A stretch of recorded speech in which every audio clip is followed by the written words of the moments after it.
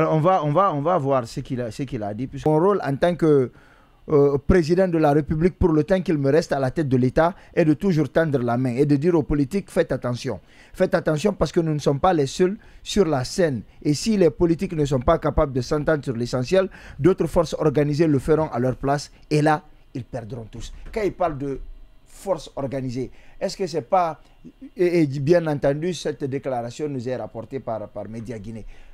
Est-ce que ce n'est pas une menace pour dire attention, si vous ne faites pas doucement, il va y avoir coup d'État. Et là, on ne parlera plus de 6 mois, mais la transition sera comptée en plusieurs années. Regardez chez nos voisins. Mais c'est clair. C'est ce qu'il veut dire. Ce n'est même pas caché. Il veut tout simplement dire, si les politiques ne s'entendent pas, l'armée va faire irruption, l'armée va prendre le pouvoir. Et en ce moment, on ne parlera pas des élections, on parlera de la transition. Mais moi, je pense, ça ne serait pas à son honneur. Moi, je suis un démocrate. Je ne vais jamais souhaiter un coup d'État pour un pays. Tout comme que ça soit constitutionnel, que ça soit par l'armée. C'est pourquoi, dès le départ, vous allez consulter toutes mes interviews.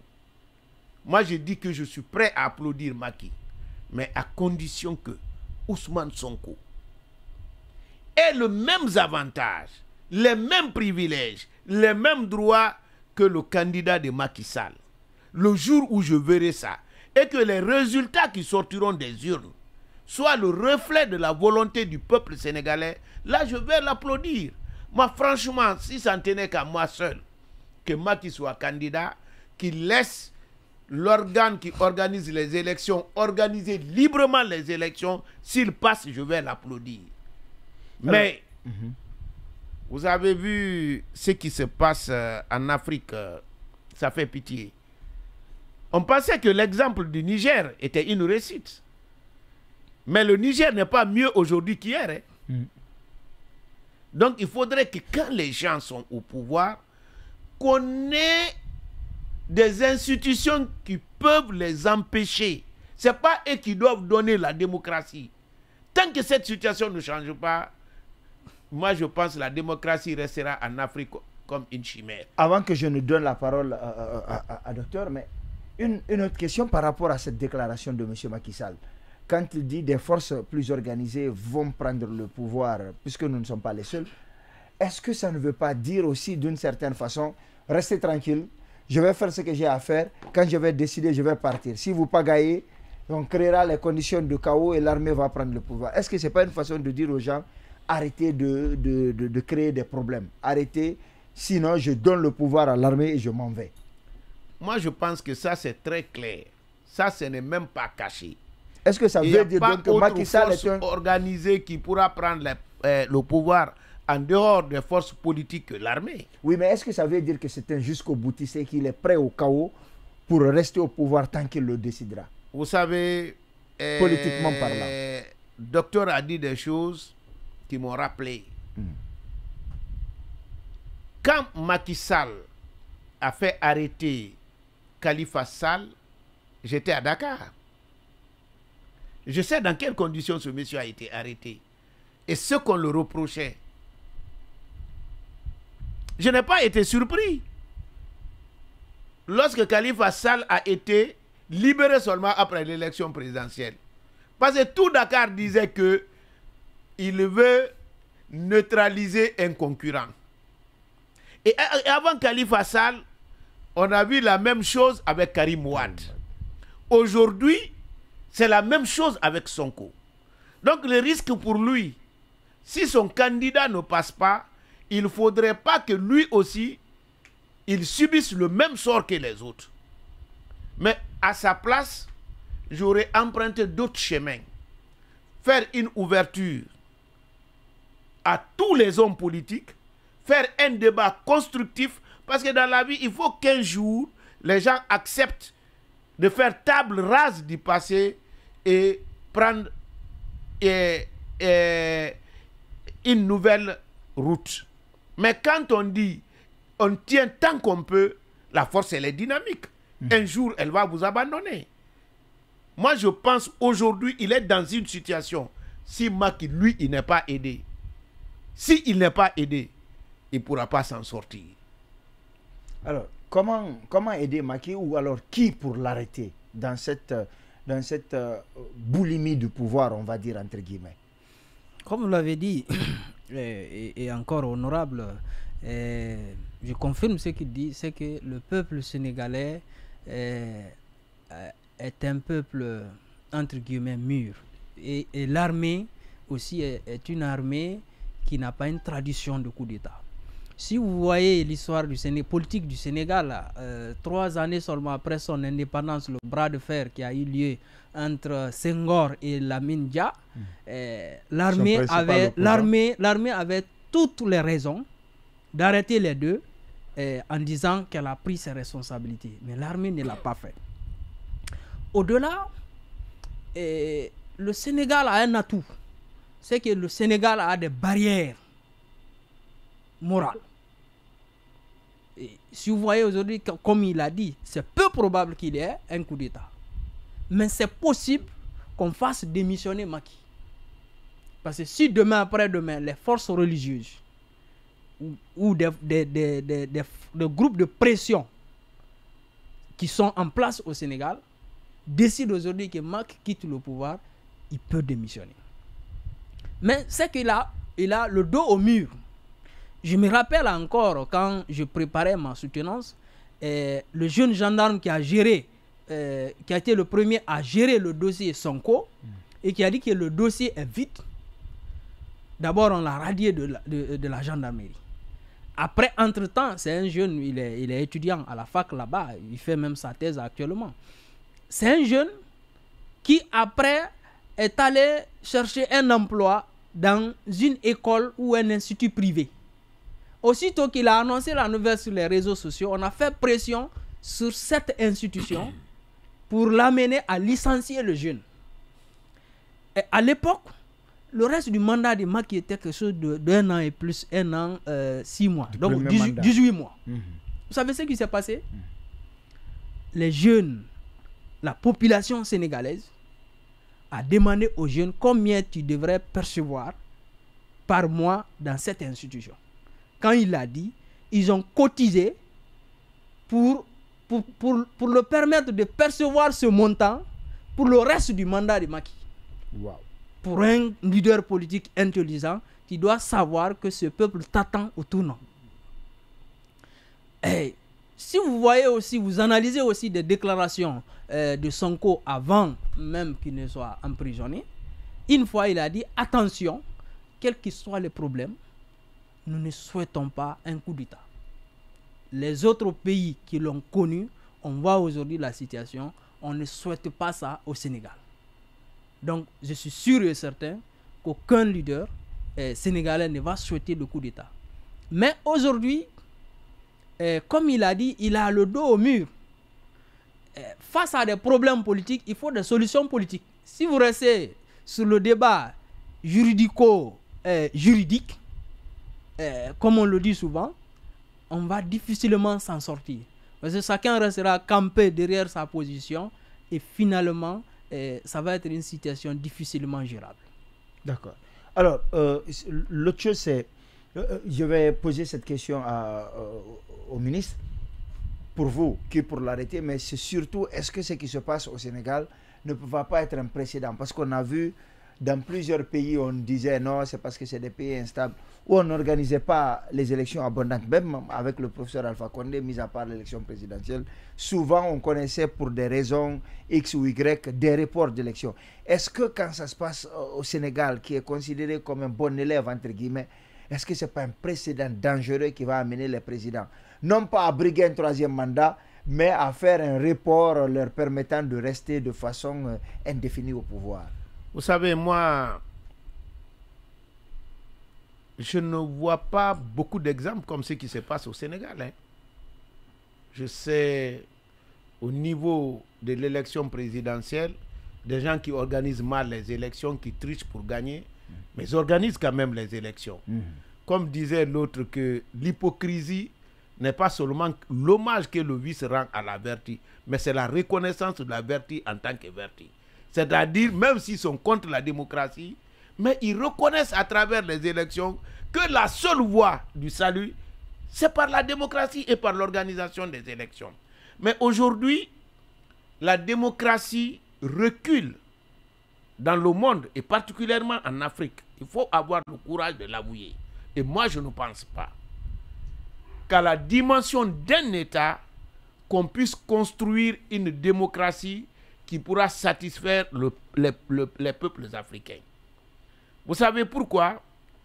Difficilement, même ceux qui se disent révolutionnaires, patriotes et autres, je peux distinguer dans les actes qu'ils posent entre la volonté de se maintenir au pouvoir et la volonté de satisfaire le peuple. Est-ce que cette révolution qu'on engage, qu'on chante avec trompette et partout et tambour, est-ce que c'est pour se maintenir au pouvoir ou bien c'est pour satisfaire le peuple? Si c'est pour satisfaire le peuple, j'en doute. Pourquoi?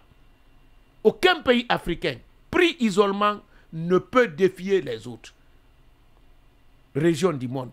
Et ils s'unissent en dépit de leur puissance. Nous, en Afrique, quand j'ai entendu Niger, Burkina, Mali s'unir et sortir de la CEDEAO, ils ne sont pas là pour aider leur peuple. Aussi imparfaite que la CEDEAO soit, elle est meilleure si on est individuellement, si on part individuellement. C'est pourquoi moi je dis, la meilleure expérience qu'on aurait à choisir et expérimenter pour enraciner la démocratie, c'est créer des institutions fortes, pas au niveau des États, mais au niveau de la communauté. Et que les décisions de ces institutions puissent s'imposer aux États. Pour moi, si ça ne tenait qu'à moi seul, les élections, oui, ça relève de la souveraineté.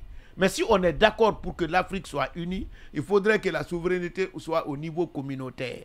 Vous pouvez organiser votre élection à l'interne, mais que l'institution supranationale puisse avoir un droit de donner le quitus. Si elle ne peut pas déclarer un vainqueur, mais qu'elle puisse remettre en cause les résultats des élections si les preuves sont suffisantes. Mais aujourd'hui, tout ce qu'on va expérimenter, si les Africains ne sont pas ensemble, qui puissent définir les valeurs ensemble et défendre les mêmes valeurs, nous resterons toujours à la traînée. Parce que la démocratie, ce n'est pas pour élire un président.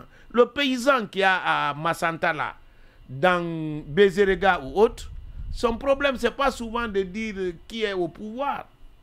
Si lui, il reçoit l'engrais, il reçoit l'encadrement, il reçoit les semences, il y a l'hôpital à côté, l'enfant peut aller à l'école. Quand il est malade, il est soigné. Quand il a besoin de voyager, il voyage tranquillement, il est satisfait.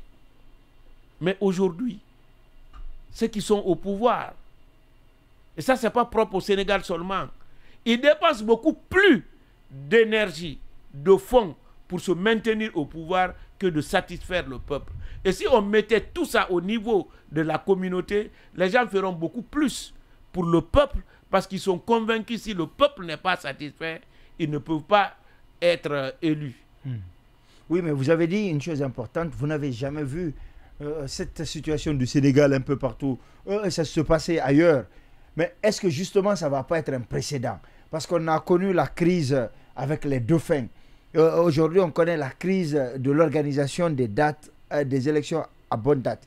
Est-ce que ce n'est pas une brèche que M. Macky Sall ouvre aux présidents qui vont arriver à la fin de leur mandat pour créer des crises artificielles et s'éterniser au pouvoir? Vous savez, c'est une manière de contourner. Tout le monde a dit la démocratie, il ne faut pas faire plus de 2 mandats. Donc, pour contourner ça, il proroge son mandat. Peut-être, il y a d'autres aussi qui veulent expérimenter autre chose. Mais je vous dis, si pour Macky, si ça passe, c'est que vraiment, ça va créer un précédent dangereux. Et pour notre sous-région, et pour toute l'Afrique. Parce que lorsque des pays comme le Sénégal, qui sont cités comme exemple de démocratie, et qui étaient là, derrière les militaires qui ont pris le pouvoir pour leur dire il faut organiser des élections transparentes, crédibles, à bonne date. Si pour Macky là ça passe, combien de présidents pourront maintenant rencontrer les putschistes pour leur dire d'organiser des élections? Qui va empêcher un autre militaire dans un autre pays de renverser un président? Parce que de toute façon, quoi qu'il arrive, le coup d'État n'est pas seulement avec les armes. S'il y a quelque chose que je partage avec Mamadi Doumbouya, c'est quand même cette assertion, dire que autant qu'il faut réprouver les coups d'État militaires, il faut aussi réprouver les coups d'État constitutionnels. Ça, je suis tout à fait d'accord. Pour moi, tant que ce n'est pas le peuple qui décide, tout ce qu'on fera, ça a réprouvé.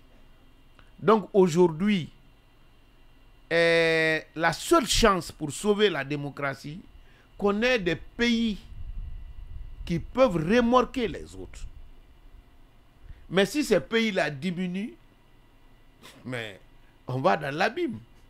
Tant que moi je voyais Macky Sall ici, je voyais malgré tout Ambalo. Parce que quand même, les petits pays, la Guinée-Bissau, Cap-Vert, ça nous donne des leçons. En dépit du fait que lui aussi commence à me décevoir avec son décret qui a dissous l'Assemblée. Sinon, c'était bien parti. D'abord, pour qu'il soit élu, ça a été difficile. Mais il a été élu. Et tout le monde est d'accord. On va aux élections législatives. Le parti au pouvoir perd les élections législatives. Il reconnaît avec beaucoup de fair play. Et c'était très beau. Mais lui aussi, il a mis fin à ce fair play là. Ça aussi, ça fait peur. Sinon, c'est des gens, en dépit du fait qu'il soit militaire, moi je n'ai jamais partagé les mêmes opinions que lui. Mais franchement, je comptais sur lui pour qu'il amène les autres putschistes là à la raison et à respecter les principes démocratiques. Mais si eux-mêmes, qui donnaient des leçons aux autres, se comportent ainsi, et je vous dis qu'il a félicité Macky en dépit de tout, ça fait peur. Aujourd'hui, où donner la tête? Alors, où donner la tête, c'est une question importante. Je vais vous poser cette question. Mais juridiquement, où donner la tête? Qu'est-ce qu'il faut? Est-ce que c'est possible de faire des lois où on mettrait des garde-fous lorsque le président arrive à la fin de son mandat? Élection ou pas, il doit partir, un autre va venir, le président de l'Assemblée ou le vice-président, un organe indépendant décidera d'organiser les élections.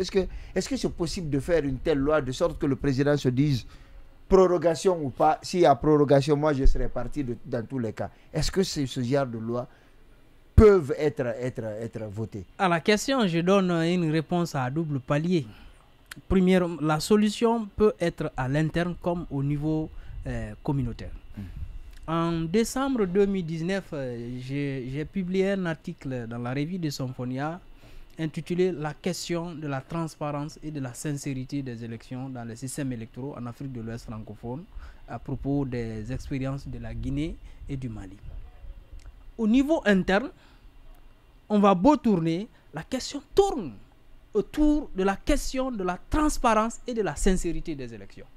La question de limitation de mandat, la question de rejet des référendums, quelle est la raison principale? C'est parce qu'on ne fait pas confiance au système électoral. Si on est sûr que le système électoral est efficace, transparent, impartial, on organise 10 fois les élections, les gens sont d'accord. Même si vous voyez que c'est la même personne qui gagne toujours, c'est parce qu'elle est meilleure. Donc, il faut d'abord mettre ça en place. Le problème de texte ne se pose pas, il y a des textes.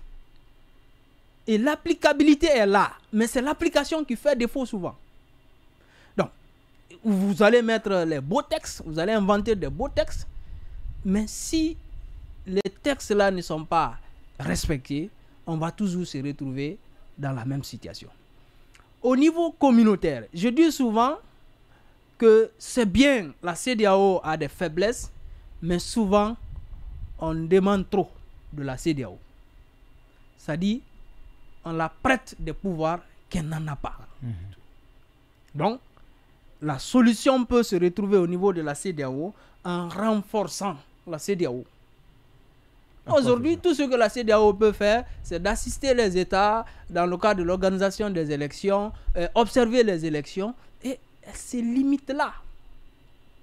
Vous avez vu l'exemple de la Côte d'Ivoire, où on a instauré un système de certification des élections. Bien sûr que ça a été source de problèmes, mais on pouvait s'inspirer de cet exemple et améliorer afin de corriger les failles qu'on a constatées. Parce qu'ils ont instauré ce système sans se préoccuper de ses rapports avec le Conseil constitutionnel. Les textes nationaux disent que le Conseil constitutionnel est l'instance suprême du contentieux électoral. Les accords, les textes internationaux disent que la décision sont en faveur de la décision du certificataire. Et dans le cas, le certificataire et le Conseil constitutionnel n'ont pas donné la même position, n'ont pas pris la même position. Donc, sur quelle position il faudrait s'aligner, et toute la communauté internationale s'est alignée derrière la position prise par le certificateur, et finalement avec les épreuves de force et la pression, le Conseil constitutionnel même était obligé de revenir sur sa décision pour déclarer le président vainqueur déclaré par cette instance. Donc, de ce point de vue, il faudrait renforcer les pouvoirs de cette instance. En le faisant, ça va faire plus de pression sur les États et ça va nous permettre aussi d'aller vers plus d'intégration. Sinon, si vous remarquez, vous faites le constat sur le continent aujourd'hui, le constat est regrettable. Si vous voyez dans les discours, vous écoutez les discours, on dit toujours que les États africains sont en transition démocratique. Depuis 1990 jusqu'à 2024, donc plus de 3 décennies, on est en transition démocratique. On n'a pas encore commencé la consolidation démocratique. Et les États qui étaient considérés comme ayant fait un pas de géant font encore des reculs en arrière. Si vous prenez le cas du Mali, après le coup d'État d'ATT, Konaré est venu.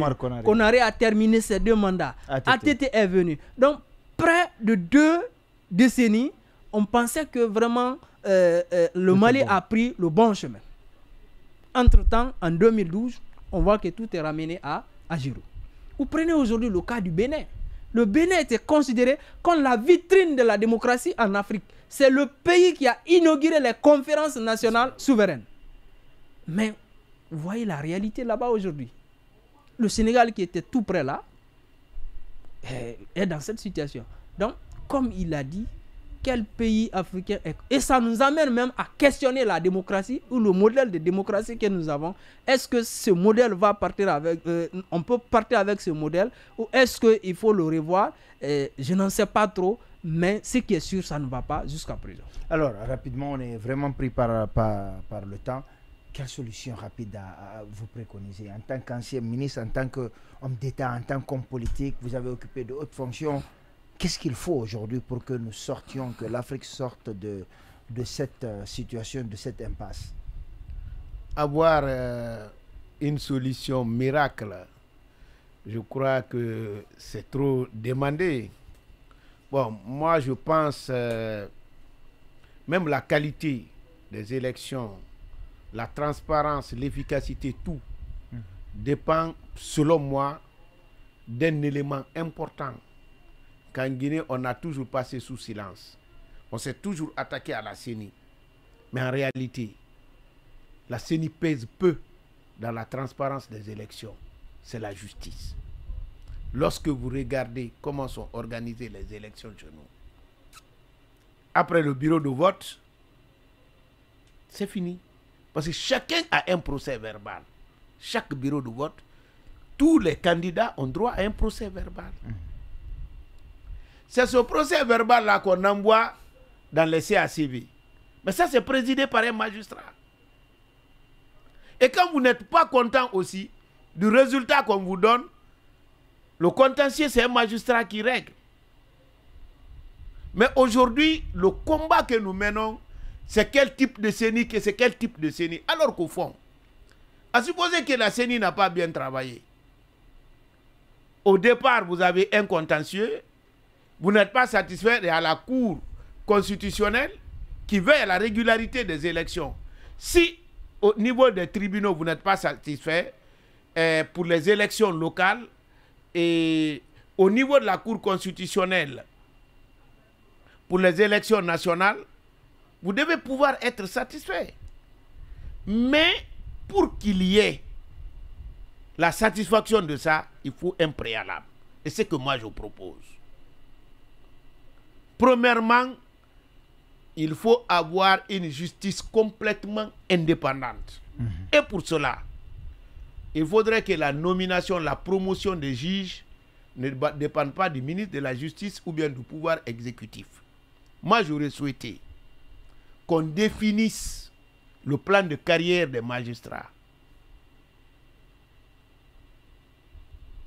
Comme dans l'armée, celui qui doit porter le grade commandant, on sait quelle formation il doit faire, quelle doit être la durée dans l'armée. On fait la même chose pour les magistrats.